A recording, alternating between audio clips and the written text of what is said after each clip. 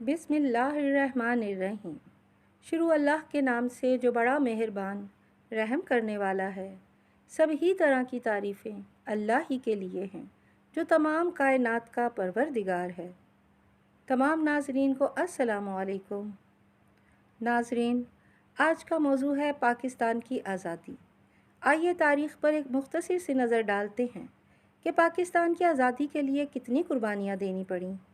برِ صغیر پاک و ہند کی آزادی 15 اگست 1947 کو مقرر کی گئی تھی، مگر فی الحقیقت پاکستان کو آزادی ایک روز پہلے 14 اگست کی سپہر کو مل گئی، کیونکہ وائسرائے لارڈ ماؤنٹ بیٹن کو نئی دہلی میں انڈیا کی آزادی کی تقریب میں شریک ہونا تھا۔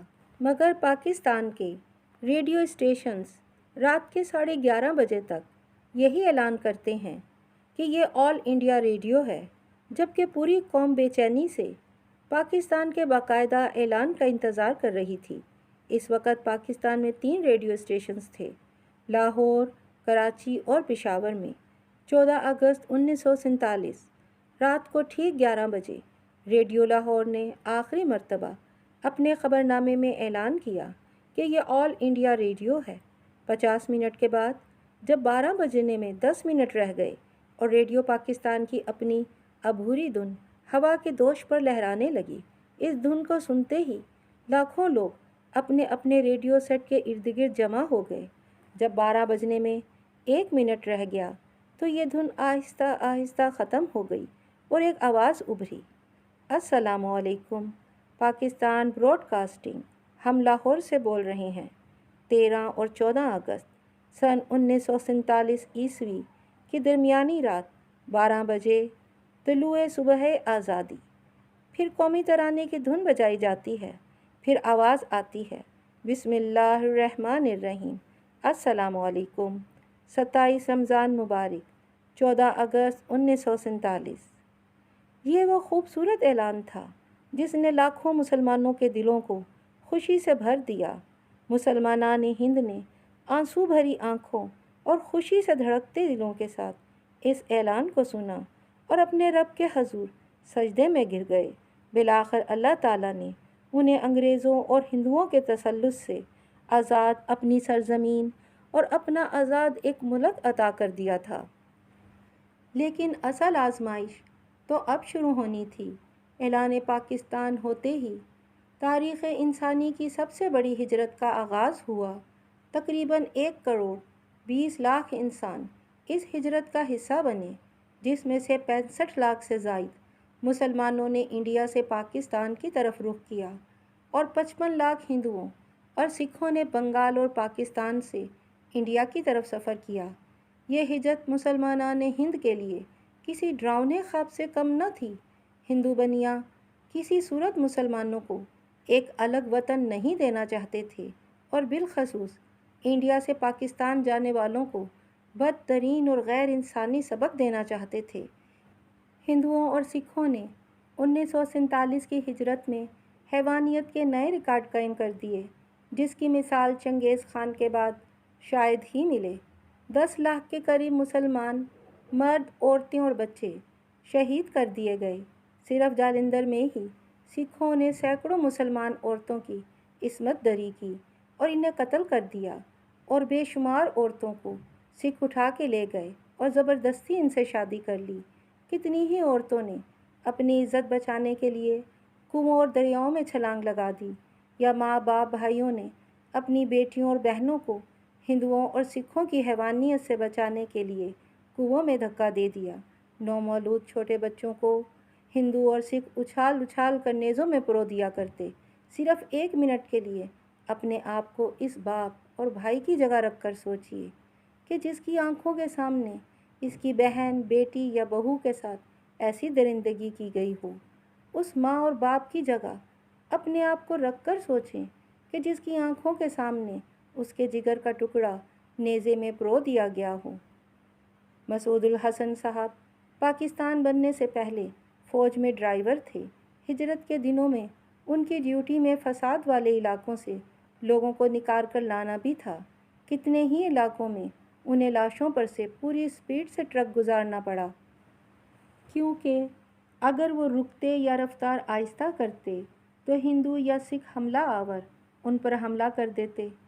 ایک بزرگ خاتون نے آنکھوں دیکھا حال بتایا کہ جب وہ امروہہ سے بذریعہ ٹرین آ رہے تھے تو اسٹیشن انتظامیہ ہر طرح کا حفاظتی سامان، یہاں تک کہ چھوٹے چاقو اور چھالیاں کاٹنے والا سرونتا بھی چھین لیتے تھے تاکہ کسی طرح کا بھی ڈیفنس نہ کیا جا سکے۔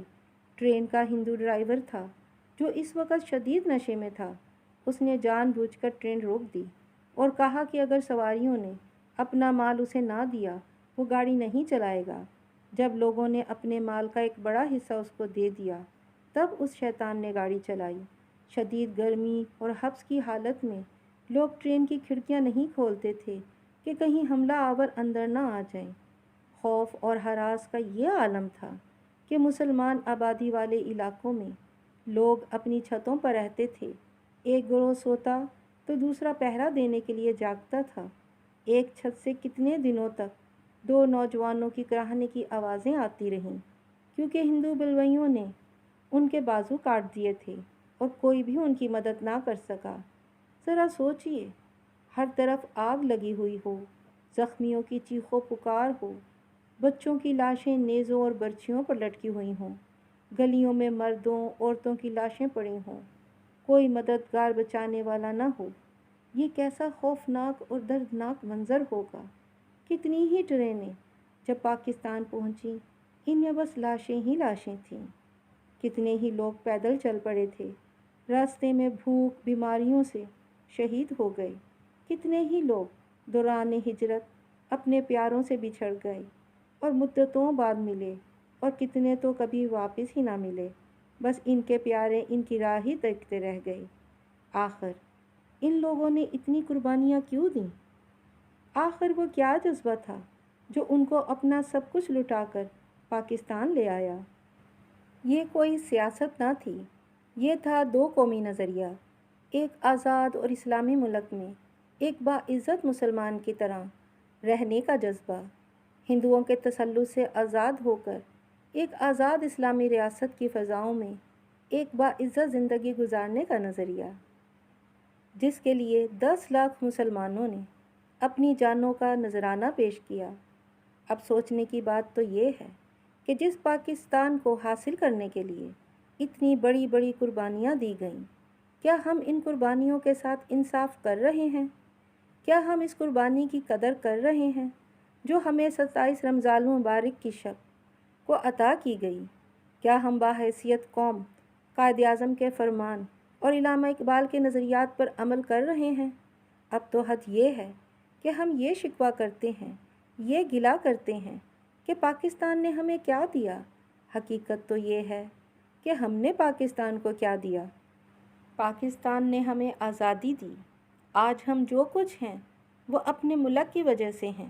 آج ہم لوگ آزاد فضاؤں میں سانس لے رہے ہیں۔ غلامی کیا ہوتی ہے اور آزادی کیا ہوتی ہے، یہ ان لوگوں سے پوچھیں جو غلامی کی زندگی بسر کر رہے ہیں۔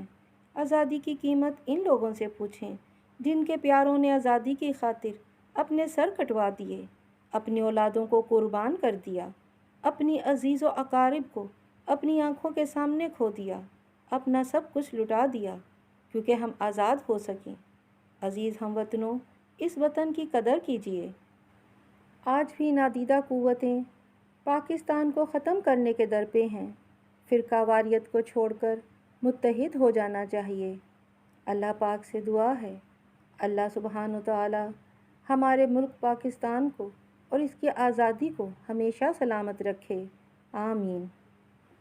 آخر میں سب سے یہی درخواست ہے کہ ویڈیو کو لائک اور شیئر ضرور کیجیے گا، اور آنے والی نئی ویڈیو کے لیے میرے چینل کو سبسکرائب کر دیجیے اور ساتھ میں موجود گھنٹی کے بٹن کو ضرور دبا دیجیے تاکہ میری آنے والی ہر نئی ویڈیو سب سے پہلے آپ تک پہنچے۔ اللہ حافظ۔